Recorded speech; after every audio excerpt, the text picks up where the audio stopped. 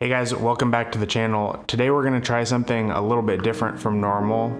We're going to put this camera, the Sony Z90 camcorder, up against the Sony A7s III, and more importantly, see if we can get the footage from these two cameras to match.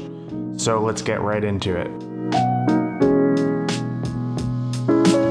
So this is the Z90. It's a high-end camcorder style integrated camera system. It has a built-in Zeiss lens, it has built-in XLR audio, and it shoots 4K and HD. This is my Sony A7s III. So at first blush, this might seem like an odd couple. These cameras are nothing alike. One is based off of a camcorder body and the other one is based off of a still DSLR. The main reason for doing this comparison is that I will be using the Z90 this semester. I'm taking a documentary film production class. And on that note, I just want to give a quick shout out to Joshua over at the UC Berkeley Digital Media Lab. He was gracious enough to let me use the Z90 for this purpose, and he also provided me the color card that I used to make this comparison, so thanks Josh.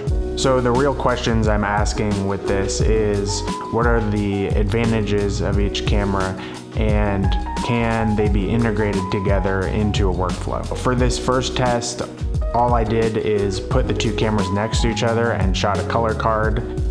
And I really just wanted to see, since they're both Sony systems, could I get my footage to match and how do they compare? If you're interested in this topic, please let me know in the comments and I will do more videos comparing these two cameras as well as trying to get them to integrate into a workflow together. So without further ado, let's get into that footage. I labeled the two cameras A and B. This bit of footage is uncorrected. It's in S-Log3 S-Gamut3 Cine on both cameras.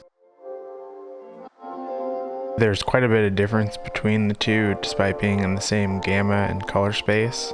But what's interesting is the colors are actually pretty close to one another. As you can see in this comparison, it's really just the gamma, but that changes when we convert the two. So I used DaVinci Resolve's color space transform tool.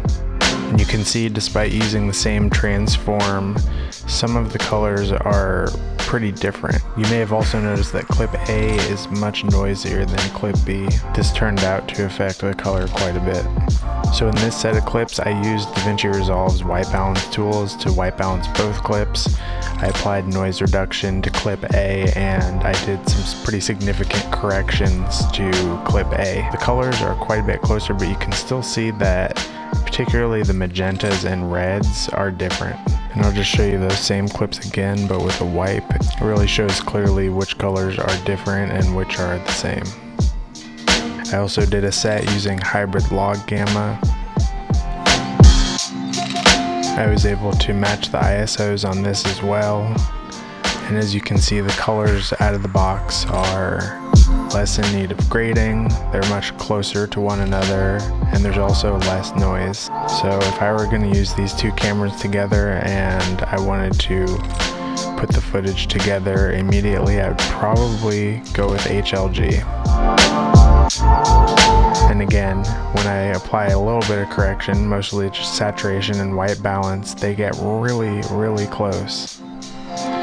And with noise reduction applied to both, they're almost indistinguishable. Again, the main difference is in the magentas. And you can see going back and forth between the scopes for camera A and B, there's barely any difference. And on this last little clip, I just wanted to point out how big of a difference noise can make to the perception of color.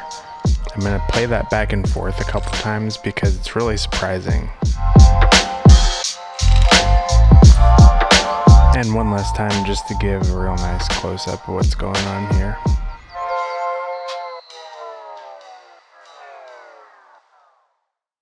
All right, that's gonna do it for me. Thanks for watching, guys. I hope you got something out of this. Whether you did or didn't, let me know in the comments. And if you want to see more videos like this, please hit subscribe, hit that thumbs up button, and I will see you next time.